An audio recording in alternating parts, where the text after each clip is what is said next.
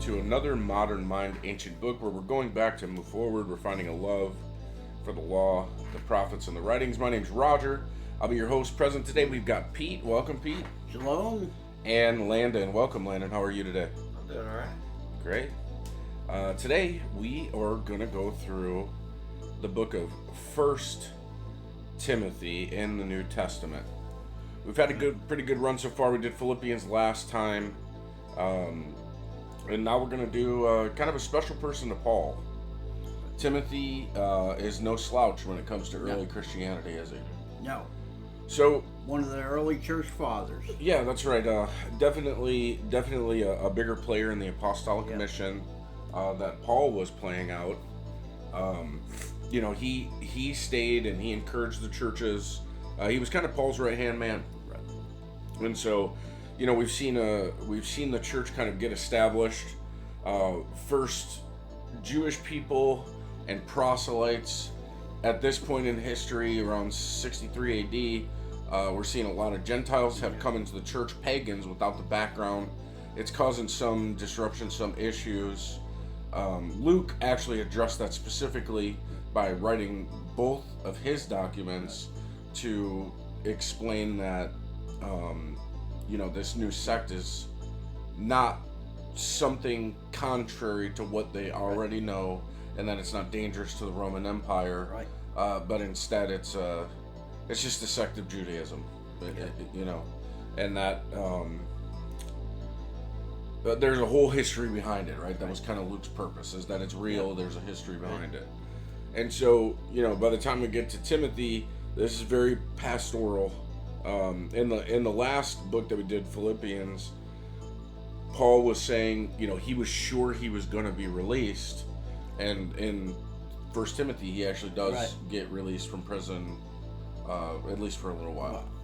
There's a respite from the upcoming terror, perhaps, right? So everybody at this time in history had a sense of kind of awe and fear that, Jesus was coming. That's the awe. And then the fear is, there's going to be a time of great turmoil. The Great Tribulation is approaching, kind of thing. And, this tends to strike Christians a little rough, because when you think about the time that's passed, and even today we're waiting expectantly for the coming of Jesus, right? Because, Israel's in the land, etc., and on and on. It's a cup of trembling. The fig is putting forth its, leaves, and the fig tree. So there's all this wonder about it. And Paul himself thought it was coming sooner than later. In Philippians, he says, not by God, but as one chosen by God, I give you this advice. And it was to, stay single, wait expectantly, because the Lord is coming. They expected it to happen in their lifetime. That's right. So, that's one of those things that we should talk about, we should be aware of. It shouldn't come as a surprise to, a new Christian when they start to read the Bible and they're like, well, wait a minute. I thought Jesus was coming in the first... Is that what they believe? Like, what, I mean, for me, that was I wouldn't say it was a stumbling block, but it was definitely a struggle. Right. Because I was an avid reader. I was a devourer of the Word, and so when I started doing it, that was a tension for me. It was uncomfortable because I wasn't sure how to place my own faith. Was I misguided? Was I not thinking correctly? And so you got to settle into the fact that Jesus said, "Not even the Father knows, or not even He knows the day nor the hour, but only the Father." And so over time, I've answered this question for myself by realizing that 1,600 years between Adam and Noah, God was patient, even with people who were doing evil things. And for 1,000 years between Abraham, it was about 1,600, I think, again. Between Abraham and the fall of Jerusalem, God was patient with people not doing the right things. And, here we are 2,000 years later, and we're not doing the right things either. And so, there's a thing that the Father of Lights, our Heavenly King, is willing to put up with Right. in order to have his people. Right. And whatever that time takes, that's his decision. Yeah. Now, to the Jewish mind, we can hasten that coming Right. by becoming more righteous. Right. And I think, it would be kind of wise for us to think that way. So if we were to be the light to the world, then we would act differently than the world. Right. If we were to be a city on a hill, then we would be people who did the things that the Bible says unapologetically for all to see. Mm-hmm. And whether or not that hastens the coming of Messiah Right. is yet to be seen, but we do know that God is patient. Right. So there is a tension in these books that we should know, we should talk Right. about, essentially. Well, So Paul had it though together. He was training Timothy in case Christ didn't come back, but at the same time expecting Christ to come back in his lifetime. Yeah. But in case he didn't, he had Timothy trained Yeah. to be his replacement and carry on the work. yeah, I mean, they did the right things. They took all the right steps. Strategically, it was brilliant because they went to all the port cities. They laid a foundation. They left leadership. Sorry, I got a cold. They left leadership in place, and then they moved on to the next place. And Timothy was obviously part of that leadership, but he was known to have the Spirit. So they were obedient to what God was doing, even though they didn't understand the length of time Right. that this would carry on. It's called the time of the Gentiles Right. for a reason. I mean, the church, especially by this point, had drastically changed. Yeah. The way that worship is today is not what it was at this No. time. These people were, if not keenly aware or practitioners of Judaism because they were called a sect Right. of Judaism at this time. They were at least aware of those practices, and there were Right. people in the congregations who were acting out those things, celebrating the holidays, Yep. keeping the laws, that kind of thing. And so, what we have today is nothing like this. No. But it's okay because, again, God is patient, right? It's Right. the time of the Gentiles. So the restoration of Israel, though, is not forgotten. Right. It is coming. So the title of this epistle relates to the person Timothy, to whom it was addressed. This is the first of two that Paul wrote to his, spiritual son, right? The person that he poured his life out into, to be a partner Right. in apostleship and Right. building churches. Right. So Paul is Which the author. is a very Jewish practice. Yeah, with you take rabbis and having disciples. people disciple That's right. them. Paul was Jewish to his core. Yes. He kept the law. He kept kosher. He kept all of it. I mean, he did Right. 2 Nazarite vows. Right.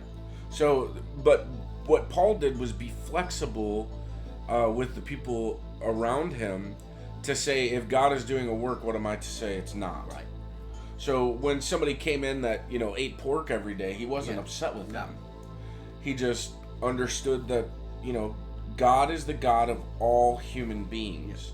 When we get back to Genesis, we're going to find out that the table of nations are the leaders of Right. all the nations. Right. And they came from Noah. Yeah. And Noah was chosen by God Mm-hmm. well before Judaism existed. But the law was also present Yeah. at that time. And so we're not pulling something out of the air. We're not making things up Right. when we say that the law is important. Right. We have to go back and mine that importance out and understand it in its context. Right. And then we can understand it for the reason that exists today. Right. Well, even Jesus, he didn't say he was going to destroy the law. No. He came to fulfill the law. That's right. And not jot and tittle will pass away until heaven and earth pass away. Those who keep the law and teach it are great in the kingdom of heaven, but Right. those who break even the smallest commandment are least in the Right. kingdom of heaven. So the law is still very much important. Right. And these books play that out. So Timothy, I would imagine, was very acquainted with what it was to have a Jewish mind. Right. Okay. Now, so Paul's the author of Timothy. He gives a brief but very revealing personal testimony in 1 Timothy 1:12 through 17. This testimony is a witness to the grace of God and the life of the Apostle Paul. Paul is writing to Timothy, who has become his right-hand man. He had left Timothy in Ephesus to carry on the work of the ministry, which he had begun and nurtured for several years. The many names that appear in the epistle are witnesses to the pastoral concerns and ministry of Paul. This epistle was addressed to Timothy, stationed in Ephesus, sometime after Paul left for Macedonia. He appears to be in Macedonia at the time of the writing, perhaps in Philippi, but it's possible that he may have gone on to Greece when he wrote. The epistle must be dated after Paul's release from the imprisonment in Rome in spring of AD 63. The exact date will depend on the place assigned to it and the reconstruction of Paul's journeys following his release. If the letter was written, as many think, after Paul returned from Spain, the date would be near the end of his life. We think it more probable that it was written before the journey to Spain, hence within the year after his release. We accordingly suggest the date as being in the early fall of the year AD 63. And this is from Haybert. I don't know who that is. It's a commentary. The following, so Paul was acquainted and left Rome in the spring of AD 63. He sent Timothy to Philippi to inform the church and possibly seek support. Timothy was then to travel to Ephesus to meet Paul. Paul left from Rome traveling by ship to Ephesus. He then went out to Colossae to fulfill the promise to Philemon concerning Onesimus. After a refreshing stay with Philemon, he traveled back to Ephesus, where he participated in the church discipline of Hymenaeus and Alexander. Now get this is cool, because there's a fair amount of apologetics out there that argue that the Christian documents don't condemn slavery, but instead sanction it, right? Right. But the Philemon book, the book of Philemon, makes the slave equal to the master. Yes. Right? And even though he was criminal, he ran away Right. from his master, Paul says, I tell you, you are bringing him back, and you're treating him as one and the same. Yeah. So, in slavery in these days too, it was debt. Yeah. We're all technically More indentured servant than well, slavery. if you sell yourself for a benefit, right? Yeah. So, I don't know. Just a quick side note. The book of Philemon kind of deals with that in a very real way. How do you stop a totally sanctioned cultural phenomenon in 50 years? Yeah. People are deceived if they think that that's possible. But instead, the Spirit, the church, the early people, the people who were generous with one another, said, look, I know he's a slave, and I know he ran away from me, and he probably stole from him. He was in prison with Paul, and he says, I know he's done all these things, but now he's come to Jesus. Now he's useful to you. Yeah. Onesimus, the useful one, right? So Philemon, accept this one back and make him equal to you. Right. Wow. I mean, that's, shame on you, people who condemn the Bible as, condoning slavery. Right. It does not. Instead, it tells us that all men are equal, created by God. Well, not only that, but if you see and read the law in Exodus, God makes it very clear that the Hebrews should not take slaves like large other nations in, because they were once slaves. That's right. So there should be some sort of understanding of equal value. Yeah, men are equal to one another. Now, Israel struggled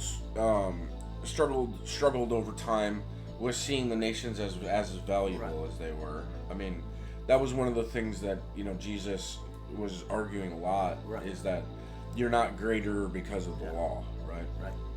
So, okay, so side note over with. So, Paul left Timothy in Ephesus and went to Macedonia. He had a planned short stay, but circumstances prevented him several times, so he wrote the first epistle to Timothy. He eventually visited Ephesus, where he planned his next trip. He sailed to Crete, where he encouraged Titus and the churches. He moved on to Corinth, where he wrote to Titus. He told Titus of his plans to winter in the necropolis, where he hoped that Titus would be able to join him.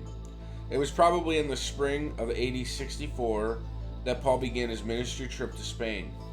He ministered in Spain for 2 years. He returned to Asia Minor and made several visits with friends and churches. The second epistle to Timothy indicates that Paul is in prison in Rome. He is charged with some criminal conduct, which has resulted in him being chained. Attacks on Christianity by Jewish political powers have resulted in Christianity losing state acceptance and being classified as an illegal religion. Paul was eventually executed by beheading toward the end of the year AD 70 by the Emperor Nero. Right. So, this doesn't tell us, but most of the other apostles have been murdered by this time as well. So, what we have, and it's kind of like the point of Luke's. I'm a Greek. This is what it is. It's not what you think. Right. Right, because it was causing trouble in the empire. Right. So, when large swaths of people turn away from what they've traditionally done in a place that doesn't have religious freedom, right? It becomes, a place of violence. And if we're religious, which we are, then you know that there are spiritual powers that just are not interested in having that happen. Right. And those powers are seated on high. That's what the Nephilim are, right? They're the power heads, the right? big ones. Yeah, the big ones. So I define that as the leaders, as the groups, the people who were defined like the Sumerian called them Lugals, the big men. Right. It's not size, it's power. Right. So that's kind of the way I see it. So if it were up to me, I would say that this is the time when everybody started to really have an expectation of Jesus' coming. Right. Okay. So Timothy's name means honoring God, which was given to him by his mother in the hope that he would exemplify it in life. From his youth, he had received careful instruction in the Hebrew scriptures from his mother and grandmother, and inherited their faith. The marriage of Eunice to a Greek, and the fact that Timothy was not circumcised as a child, apparently indicate an absence of strict Jewish religion, which, since it was not inconsistent with unfeigned faith, must have made them openly receptive to Paul's message. Timothy was apparently one of Paul's personal converts, one while Paul was at Lystra on the first missionary journey in Acts 14, 8-20. That Paul considered Timothy his convert is evident from the language about him. Paul describes him as beloved and faithful child of the Lord. He addresses him as my true child in faith and my beloved child. Apparently, Timothy's mother was also converted during that first visit to Lystra. From upon Paul's return to the city, she is spoken of as a Jewess that believed. So this is like super cool to me because you have the mix. Right? So you got this like Jewish mother and grandmother, which the in-laws are always taken care of in the house. Right. And they know the scriptures. They know the way, and they teach, Paul, they teach Timothy this, and Paul seizes on this boy whom God chose, who was saved and given the Spirit, but he's a mix. Yeah. He's not circumcised. He's not even part of the Abrahamic covenant, which is, but again, it's paterno-familias, the Roman way. The father is the head of the household, and he did not choose to have him circumcised. And so, the Lugal, the big man in the family, he says it's not happening. This is the way it's going to be. Right. That's my son. Right. And so, he doesn't look like a Jewish person. No. But he has all of the beliefs of his Jewish mother. So when he sees Jesus, he knows this is the way. Right. And falls deeply in love with this idea, so much so that he's willing to eventually be persecuted, because that's what is coming. And there's a problem with Timothy not being circumcised, right? Especially if you go to Jerusalem. Yeah. So he's not a Jew, but he's a half Jew, which makes him even worse. Yeah, like a Samaritan. Yeah. Samaritan. But this is the guy that God is using, the people who are rejected by men. Right. So and those who are forgiven much love much, right? Right. So Timothy poured out his life just as Paul poured out his life, which I just find so interesting that we're seeing this progression of, strict Judaism where Peter has to be warned. He's like, hey man, I showed you the vision so that you go to Cornelius' house. Yes, you can go inside and sit with them. But, and when he gets there, he doesn't just find a Roman, he finds a proselyte. Right. But Peter wouldn't even go in the house before the vision. And now we have Timothy, who's like unclean in every way. Yeah. Right? But yet in God he's clean. Right. Because he's been justified by the Spirit. Right. Which is one of the reasons why this podcast exists, is to say you have to start somewhere. Right? So we start at, Jesus crucified. But that's not where you end. No. That's where you start. Yeah. If you believe Jesus is crucified and he covers your sin, then start acting like it. Start reading and devouring the Word and figuring out what you can and should do to be pleasing to God. Right. And then do it. You don't stop at saved. That's the starting point of being the light in the world. That's the starting point of being a change maker. That's the starting point of bringing Jesus to the forefront of all things, to lead people to know who he was, the Jewish king and Messiah. He's nothing more and he's nothing less than that.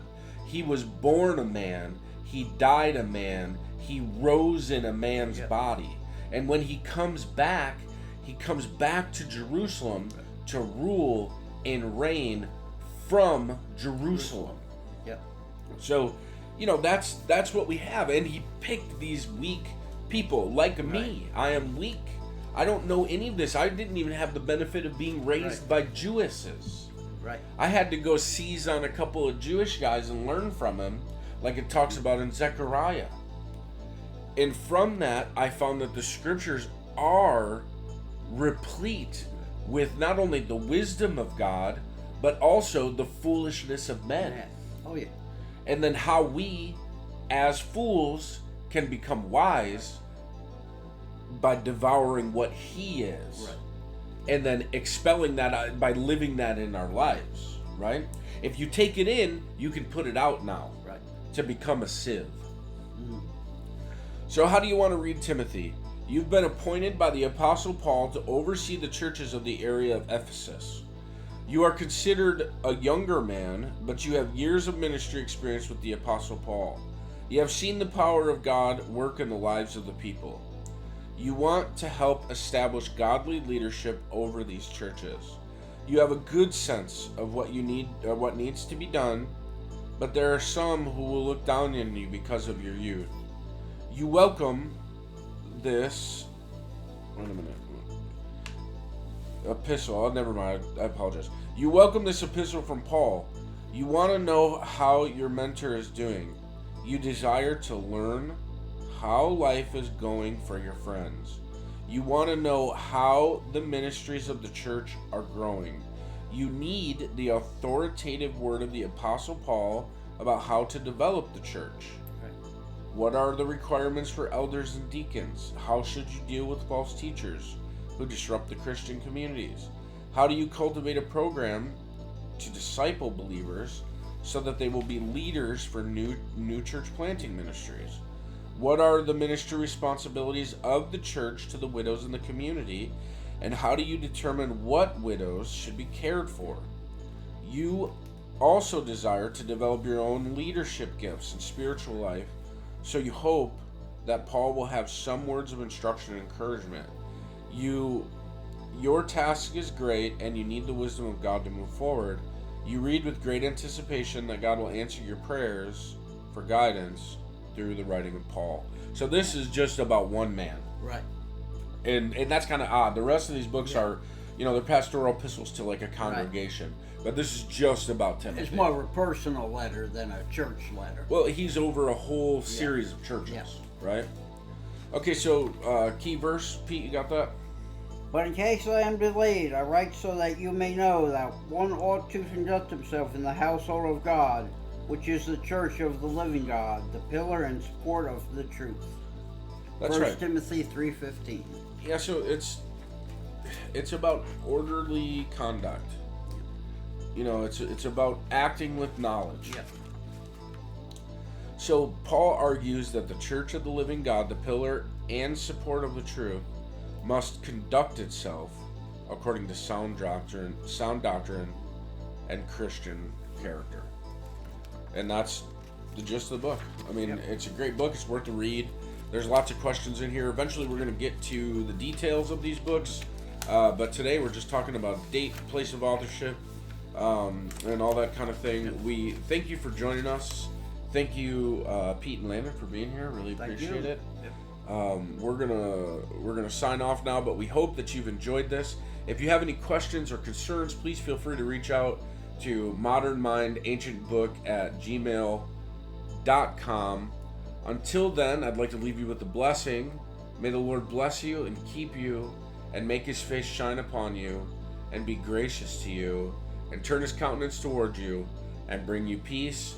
Shalom. Until the next podcast. Thank you so much. Bye-bye.